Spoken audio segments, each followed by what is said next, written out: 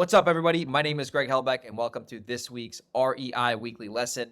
I'm really excited to talk about the topic today that is rate and term refinance versus a cash out refinance. I'm going to define them, and then how do you use both of them? When does it make sense to go with a rate and term versus a cash out? So if you're not familiar with me, I've been buying properties for almost 10 years. I've done well over 275 properties. I have 9 rentals myself. I've been a part of hundreds of wholesale deals and dozens of flips. So I've been around the block in probably the toughest market in America, the New York City area, and I've also done business in Seattle and San Diego. So everything you're going to hear from me is practical, real world knowledge, not regurgitated theory out of a book. So if you get value from this podcast or video, subscribe on YouTube, like the video, or if you're listening to this on an audio platform, if you can share the show with other people, that's how we grow it on a weekly basis. So without further ado, let's get into today's topic, and it's rate and term and cash out refinance. What are they? When should you use one or the other? So let me start with the definition. A rate and term refinance is very simple. This is obviously going to be pertaining to rental properties, so this is not going to be regarding personal residence.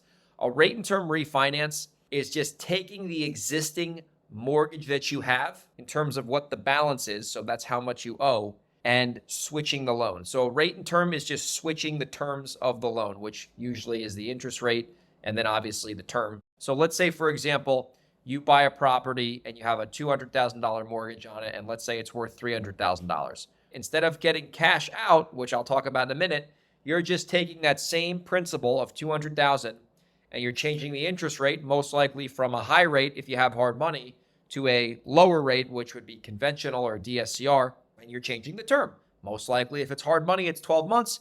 In this case, if you're changing the term, you're most likely going to go into a 30-year product. So you're just changing the interest rate and the loan amount. You're keeping the principal the same. You're not getting cash or anything like that. Sometimes they can roll closing costs into that loan, but it's a great product. I've used rate and term loans a bunch of times. Now, what's a cash out refinance? A cash out refinance is basically what it sounds like. You're getting cash out of the loan. So usually a cash out refinance applies to if you own a property in pure cash, you have no mortgage on it, and then you want to get quote unquote cash out. The lender will appraise your property, and then they'll give you a certain percentage of the value in the form of a loan. So let's say you own a house free and clear, no mortgage. You want to get 70% of the house value. In this case, let's do the math here. So $400,000 house value, you want to get 70%. So in theory, they would give you a loan for $280 minus the closing costs, and they'd give you that in the form of cash. So when that loan closes, they're going to give you a check, tax-free. You don't pay income on death, little ninja trick there. And you can use that money and do whatever you want, buy another property, etc. Another way you can do cash out refinances is when you buy a property really cheap, you renovate it, and your basis is really low. Let's say you buy the house at 55% of market value minus repairs. And let's say, now you force the value through the renovation and now it's worth a lot more. You can do a cash out refinance in that case and generally make about a 15% spread on your basis minus whatever the new loan is. So let's say the lender will give you a loan for 70% of what the value is, and you bought it at 55% of what the value is minus the repairs. Generally, you'll get about 15% of tax-free money, which in this case, you'd pay off your old loan, get the new loan, and you'll have a surplus left over, and I've done that too. So when should you use a rate and term finance? And then I'll talk about when you should use a cash out refinance. Well, first of all, with a rate and term refinance, I like to use these when I'm willing to have money in the deal. So what do I mean by that? Let's say I buy a property with a hard money lender. I got to put down 10% of the purchase price. All right. So let's say, it's a $200,000 purchase price. So I got to put down 10%, 20 grand. So I have a loan on it for 180. And let's say the property's worth 300 grand. And instead of waiting, because usually with cash out refinances, there's a seasoning period. With a rate and term, there's no seasoning because you're not getting any cash. So let's say I'm willing to have 20K of my money stuck in that deal plus the closing costs. Let's say it's 30K. If I didn't want to wait to do a cash out refinance and I didn't need the money and I wanted the lower loan to value, I would just call my loan guy up and say, hey, can you do a rate and term refinance for this 180 here and put permanent debt on the property? And then in that case, I'd have fixed debt against the property. I'd have money in there. I'd have about $30,000, probably 40 with closing costs on the refi. I'd be willing to do that. And now I have a property that has a $180,000 permanent fixed loan on there for 30 years. And let's say the house is worth, 300 grand. I still have 120 grand of equity and I don't have to worry about waiting for that seasoning period. So that's the first way you use rate and term refi. If you're willing to keep some money in the deal, that's a good option. Number two is if you buy the property with private money, not hard money, there's a difference there. Let's say an individual gives you a loan for a property and you buy it at 55% of market value, right? You get a smoking sizzling hot deal on this thing. Let's say you borrow more than what you need. So let's say, you need 150 grand to buy the property and you want to take a loan out for like 180 grand, right? And you want to take 30K up front in that first loan. And I've done this before where you take the money out up front, you basically get your profit early, and you got to be careful with that. You got to know what you're doing to do that. So let's say you borrow $180,000 for a property that you owe the seller 150 grand on, and let's say it's worth 300,000. Let's say the house needs no work, so you literally get 20 grand tax free, right, to hip national bank of your pocket. And then you go and you say, you know what, I don't need to do a cash out refinance. I just got cash from this initial bridge loan with a private lender. So you do a rate and term refinance for 180, which is the original loan amount. You already put the money in your pocket because you got that money tax free because you bought it so deep. It's worth 300. The dude wipes you out clean.